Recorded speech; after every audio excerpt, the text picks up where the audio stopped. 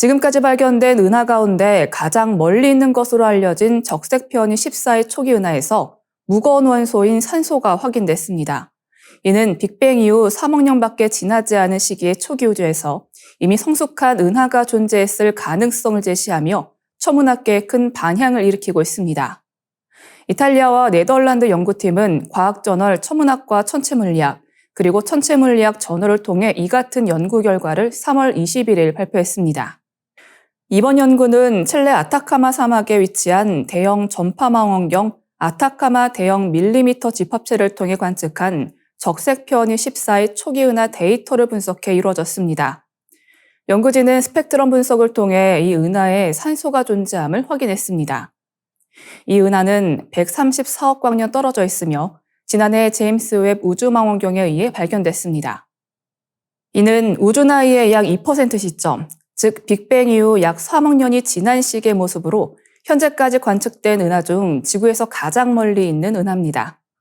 일반적으로 초기 은하는 수소와 헬륨처럼 가벼운 원소로 구성된 어린 별들로 이루어져 있고 시간이 지나며 별 내부에서 핵융합을 통해 산소와 같은 무거운 원소가 생성됩니다.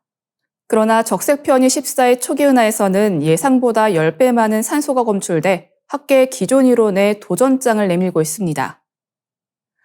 카르니아니 교수는 초기 은하에서 산소가 발견된 것은 은하 진화의 첫 단계를 다시 생각하게 하는 놀라운 결과라며 이는 유아기 우주에 이미 성숙한 은하가 존재했다는 강력한 증거로 은하의 형성과 성장 시기에 대한 새로운 의문을 제기한다고 밝혔습니다. 스하우스 연구원 역시 아기들만 있을 줄 알았던 곳에서 청소년을 발견한 것과 같은 일이라며 은하가 매우 빠른 속도로 형성되고 성숙해졌다는 사실이 드러나고 있으며 이는 기존 은하 진화 모델을 재고하게 만든다고 말했습니다. 이번 발견은 초기 우주에 대한 인식을 전환시키는 계기가 될 것으로 보이며 향후 천문학계에서는 은하의 형성과 진화에 대한 연구가 더욱 활발히 이어질 전망입니다. 내년부터 일본의 고등학생들이 사용하게 될 사회 교과서 대부분에 독도는 일본 고유의 영토라는 주장이 새롭게 들어갔습니다. 지난해 중학교 교과서에서 같은 주장을 실은 데 이어 고등학교 교과서에도 이 같은 왜곡된 내용이 포함된 것입니다. 일본 문부과학성은 최근 고등학교 교과서에 대한 검정 결과를 발표했습니다. 지리, 역사, 공공 등 사회과 교과서 총 34종을 검정 통과했는데 이들 교과서 대부분이 독도를 다케시마로 포기하며 일본의 고유 영토라고 주장하고 있습니다. 일부 교과서에서는 당초 이런 표현이 없었지만 검정 교과서에서 수정되어 포함된 경우도 있었습니다. 이는 일본 정부가 초등학교와 중학교에 이어 고등학교 교육에서도 독도 영유권 주장을 본격적으로 주입하려는 의도로 풀이됩니다. 이뿐만이 아닙니다. 일제강점기 강제징용과 위안부 문제에 대해서도 표현을 축소하거나 모호하게 바꾸는 방식으로 역사를 왜곡한 사실이 드러났습니다. 예를 들어 한 교과서는 한반도에서 일본으로 연행된 조선인이라는 표현을 사용했다가 검정 과정에서 연행을 동원으로 바꿨습니다. 또 다른 교과서에서는 과거 사용했던 징용이라는 단어를 아예 삭제했습니다. 위안부 문제 역시 군시설에서 일한 여성이라는 식으로 애매하게 서술됐고 구체적인 설명 없이 보상 문제만 언급하는 식으로 서술을 피해갔습니다. 이에 대해 우리 외교부는 강하게 항의했습니다. 외교부는 일본이 자국의 역사관에 따라 과거서를 왜곡한 교과서를 승인한 것에 대해 깊은 유감을 표명하며 즉각적인 시정을 촉구했습니다. 이재용 외교부 대변인은 역사적 사실을 왜곡하는 고등학교 교과서를 검정 통과시킨 데 대해 깊은 유감을 표한다며 일본 정부의 항의의 뜻을 전했습니다. 미바에 다이스케 주한 일본 대사관 총괄공사를 초치해 이 같은 입장을 전달했습니다. 일본의 역사 왜곡 시도가 반복되는 가운데 향후 한일 간 외교 관계에 어떤 영향을 미칠지 주목됩니다. 우리가 살고 있는 우주가 더 큰 블랙홀 안에 존재할 수 있다는 블랙홀 우주론을 뒷받침하는 연구 결과가 발표돼 천문학계에 이목이 집중되고 있습니다. 미국 캔자스 주립대학교 연구진은 지난 3월 13일 제임스 웹 우주망원경을 활용한 심층 외부 은하 관측에서 초기 우주 은하의 약 3분의 2가 시계 방향으로 회전하고 있다는 사실을 확인했다고 밝혔습니다. 이번 관측은 기존 이론에서 예상했던 무작위 회전 분포와는 다른 결과로 우주 생성과 구조에 대한 새로운 가능성을 제기하고 있습니다. 연구를 이끈 리오르 샤미르 박사는 회전 방향이 식별 가능한 263개 은하 중 약 158개는 시계 방향, 나머지 105개는 반시계 방향으로 회전했다며 이는 우연으로 보기 어려운 통계적 유의미성을 가진다고 설명했습니다. 이러한 비대칭적 회전 양상은 블랙홀 우주론을 지지하는 관측 결과로 해석되고 있습니다. 해당 이론은 우리가 속한 우주가 더 거대한 부모 우주의 블랙홀 내부, 즉 사건의 지평선 안쪽에 존재한다는 가설입니다. 이론에 따르면 만약 우리 우주가 회전하는 블랙홀 내부에서 시작되었다면 그 블랙홀의 회전축이 초기 우주의 일종의 방향성을 부여했을 수 있으며 이는 은하 형성에도 영향을 미쳐 회전 비대칭을 낳았을 가능성이 있다는 것입니다. 하지만 이번 관측 결과에 대해 반론도 제기되고 있습니다.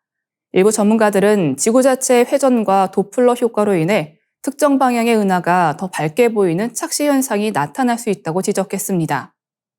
이 경우 실제보다 특정 회전 방향의 은하가 더 많이 관측됐을 가능성도 배제할 수 없습니다. 이에 대해 샤미르 박사는 도플러 효과가 원인이라면 우리는 우주거리 측정과 팽창률 계산 등 여러 주요 천문 계산을 재조정해야 할 수도 있다고 말했습니다. 이번 연구는 지난 2월 17일 영국 왕립천문학회보에 공식 게재됐으며 우주론 전반에 대한 새로운 논의의 출발점이 될 것으로 보입니다. 한편 전통적인 빅뱅 이론은 약 138억 년 전 고온 고밀도점에서 우주가 팽창하기 시작했다는 모델로 여전히 우주론의 주류를 이루고 있습니다. 하지만 블랙홀 우주론은 무에서 유가 창조된 것이 아니라 상위 우주의 블랙홀 내부에서 새로운 우주가 형성됐다는 점에서 전혀 다른 시각을 제공합니다. 블랙홀이 새로운 우주의 씨앗이 될 수 있다는 이론은 다중우주 가능성까지 열어주며 인류가 우주를 바라보는 방식을 근본적으로 바꿀 수 있는 대안적 시각으로 평가받고 있습니다. 월스트리트 저널이 중국이 대만을 군사적으로 봉쇄해 항복을 받아낼 준비를 마쳤다며 예상되는 작전 시나리오를 3월 23일 보도했습니다. 미국과 대만의 군사 전문가 분석을 토대로 월스트리트 저널은 중국의 대만 봉쇄가 공격, 포위망 구축, 공백 채우기, 외부와의 차단, 사이버 고립화 등 5단계에 걸쳐 진행될 것이라고 예측했습니다. 첫 단계는 대규모 공습입니다. 중국은 전투기, 헬기, 드론 등을 대거 투입해 대만의 군사시설, 항구, 공항, 에너지 인프라 등을 타격할 것으로 보입니다. 중국은 약 1,900대의 전투기, 500대의 폭격기를 보유하고 있으며 대만을 공격할 수 있는 미사일도 3,000기 이상으로 추산됩니다.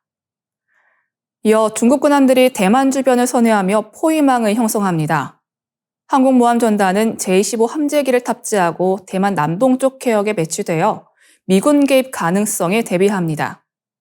중국은 현재 370척 이상의 군함을 보유해 세계 1위이며 2030년까지 425척으로 증가할 것으로 전망됩니다. 특히 세 번째 항공모함인 푸젠함의 실전 배치도 서두르고 있습니다. 세 번째 단계에서는 중국 해양경비대와 해상민병대 선박이 군함과 대만 해안 사이에 공백을 메우게 됩니다. 잠수함들은 대만 주요 항구에 기뢰를 설치해 상선의 접근을 차단합니다.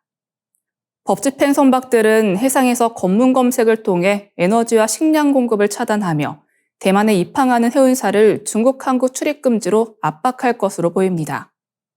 또한 중국 화물선들이 해저닷을 끌며 대만과 외부 세계에 있는 12개의 해저 케이블을 끊는 방식으로 통신을 차단하려 할 수 있습니다. 동시에 대만의 군지휘부와 금융 시스템을 표적으로 한 사이버 공격도 전개됩니다. 중국은 이미 지난해 10월 군용기 125대를 동원해 대만 포위 훈련을 실시한 바 있습니다. 이 훈련은 해상 및 육상 공격, 항구 봉쇄 등을 포함한 전투 준비로 해석됩니다.